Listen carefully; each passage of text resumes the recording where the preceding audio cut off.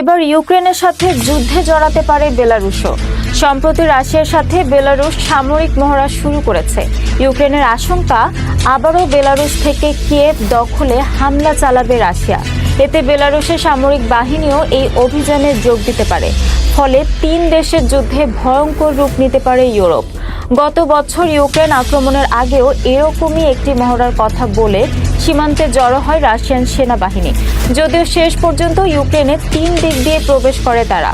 এরপর রাজধানী কিয়েভ পর্যন্ত পৌঁছে যায় রাশিয়ান ফোর্স। কিন্তু কিয়েভের পতন ঠেকিয়ে দেয় ইউক্রেনীয়রা। বর্তমানে নেটো সহ পশ্চিমা বিশ্বের সহায়তার পরও কঠিন সময় পার করছে ইউক্রেন। সোলেদার শহর দখল করে বাখমুতের দিকে নজর দিয়েছে রুশ বাহিনী। রাজধানী কিয়েভ আবার আক্রান্ত হলে তা ঠেকানো কঠিন হয়ে পড়বে ইউক্রেনের জন্য। কিন্তু পশ্চিমাদের বিরুদ্ধে গিয়ে কেন বেলারুশ এই যুদ্ধে জড়িয়ে যাচ্ছে বারবার, এমন প্রশ্ন করছেন অনেকেই। মূলত এর কারণ দেশটির একজন স্বৈরশাসক, যাকে ক্ষমতায় থাকতে সর্বোচ্চ সহায়তা দিচ্ছে রাশিয়ার প্রেসিডেন্ট ভ্লাদিমির পুতিন। তিনি হচ্ছেন আলেকজান্ডার লুকাশেনকো। ইউরোপ এবং আমেরিকা কখনো এই একনায়ক সরকারকে মেনে নেয়নি। বেলারুশের প্রেসিডেন্ট আলেকজান্ডার লুকাশেনকো 1994 সালে ক্ষমতায় আসেন নির্বাচনের মাধ্যমে। তবে এরপর থেকে সুষ্ঠু এবং নিরপেক্ষ ভোট ছাড়াই ক্ষমতায় রয়েছেন তিনি। 1991 সালে সোভিয়েত ইউনিয়ন থেকে স্বাধীন হয় বেলারুশ। কিন্তু প্রেসিডেন্ট আলেকজান্ডার লুকাশেনকো আবার বেলারুশকে সেই রুশ বলয়ে নিয়ে এসেছেন। দেশটির জনগণ বহুবার তার পদত্যাগের জন্য বিক্ষোভ করেও কোনো লাভ হয়নি, বরং জনগণের উপর নির্যাতন করে দেশটির সরকার, এমন অভিযোগ রয়েছে।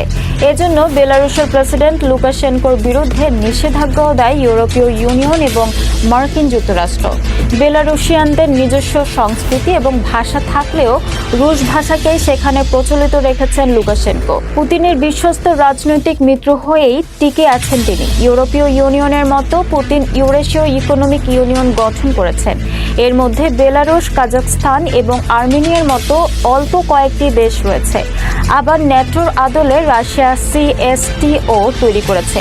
নেটোর মতো শক্তিশালী না হলেও অনেকে এটিকে মিনি নেটো মনে করেন, যার সদস্য রাষ্ট্র বেলারুশ। তাই মনে করা হয় রাশিয়া চাপ প্রয়োগ করলে বেলারুশও যুদ্ধে জড়াতে বাধ্য হতে পারে। ইউক্রেনের উত্তর দিকের সীমান্ত বেলারুশের সাথেই রয়েছে। ফলে ভৌগোলিকভাবে এদিক দিয়ে কিয়েভে প্রবেশ করাটা সহজ।